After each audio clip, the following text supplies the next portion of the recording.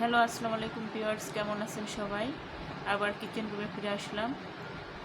এখানে আমি আজ রান্না করব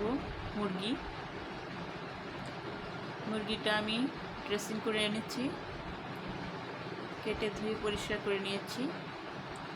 তার পাশে আমি এক্সট্রা কিনেছি মুরগির পা, কারণ মুরগির পা দুটোই থাকে, এর জন্য আমি এক্সট্রা বেশি করে মুরগির পাটা কিনেছি। এখন আমি রান্না করব।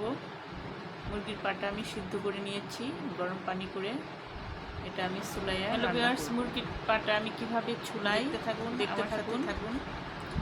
আমি এটা সিদ্ধ করে নিয়েছি। এখন আমি এটা পানি ঝরাই এটা নেব। পাটা চুলাই পাটা আমি চুলাই কিভাবে চুলাই দেখতে থাকুন। হ্যালো ভিউয়ার্স,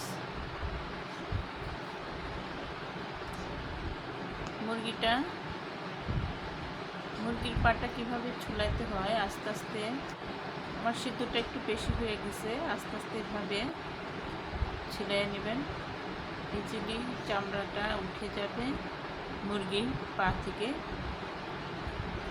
দেখুন কিভাবে একটু টান দিলেই উঠে যাচ্ছে মুরগির। এভাবে ইজিলি টান দেন। এভাবে মুরগির পাগুলা ছাড়াইতে অনেক ভালো লাগে, ছাড়াইতে অনেক সুবিধা হয়।